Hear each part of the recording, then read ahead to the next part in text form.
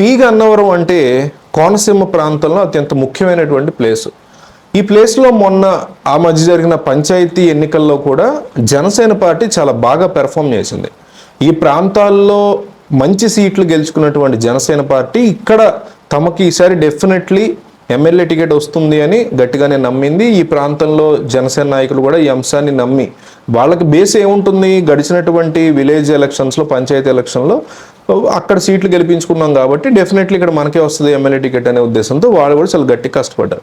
కానీ అక్కడ మహాసేన రాజేష్కి టికెట్ ఇచ్చేశారు. ఈ పొత్తులో భాగంగా పవన్ కళ్యాణ్ కానీ చంద్రబాబు కానీ ఆ విషయాన్ని చంద్రబాబు డిక్లేర్ చేశారు రీసెంట్గా.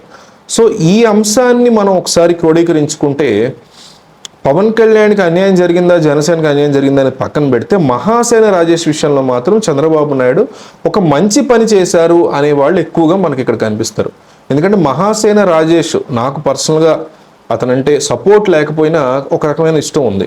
ఎందుకంటే కాస్త సబ్జెక్టివ్గా మాట్లాడతాడు. ఆయన మాట్లాడేది తప్ప రైటా, మ్యాన్ప్లేట్ చేస్తున్నాడా జనాల్ని, లేకపోతే జగన్ మీద మాత్రమే విద్వేషంతో ఉన్నాడా, జగన్తోనే ఉండేవారు ఆయన ఇదివరకు యాక్చువల్గా. సో ఇప్పుడు ఈ కూటమిలోకి వచ్చిన తర్వాత ఇట్లా మాట్లాడుతున్నారు అనేది పక్కన పెడితే, నాన్ సెన్స్ మాట్లాడకుండా మెయిన్ సబ్జెక్ట్ అనేది ఆయన మాట్లాడతాడు. అంతవరకు మాత్రం ఆ అంశం వరకు ఆయన డెఫినెట్లీ సపోర్ట్ చేస్తాను నేను.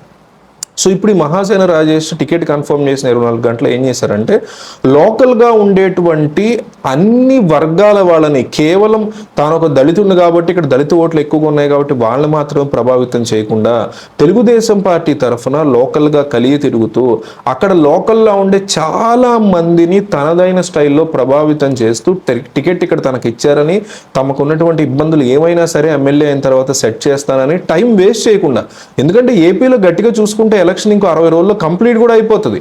నోటిఫికేషన్ రావడం, ఎలక్షన్ పెట్టడం కాదు, ఎలక్షన్ పూర్తి అయిపోవడానికి కూడా 60 రోజుల కంటే ఎక్కువ టైం లేదు మనకు. 2 నెలలు ఉంది గట్టిగా అయితే, ఏప్రిల్ నెలాఖరికి అయిపోతాయి కదా ఎలక్షన్.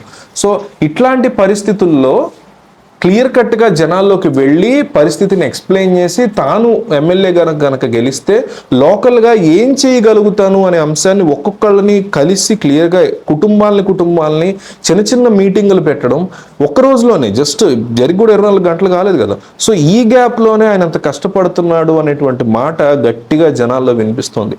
సో పి గన్నవరంలో ఇంత కష్టపడేటువంటి మహాసేన రాజేష్ గెలుస్తారా, లేకపోతే వేరే ఎవరైనా గెలుస్తారా అనే దాన్ని మీ అభిప్రాయంగా కామెంట్లో చెప్పండి.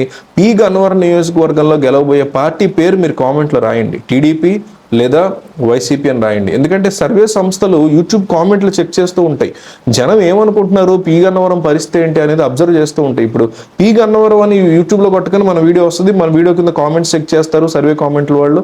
సో కామెంట్లు చూసి దాన్ని బట్టి వాళ్ళు రిజల్ట్స్ చెక్ చేస్తారు. కాబట్టి వీడియో చూసి వెళ్ళిపోకుండా కంపల్సరీ పి గన్నవరంలో గెలవబోయేది ఎవరు అనేది టీడీపీ లేదా వైసీపీ అని సింపుల్గా కామెంట్ చేసి అప్పుడు మీరు వీడియో వదిలి వెళ్ళండి.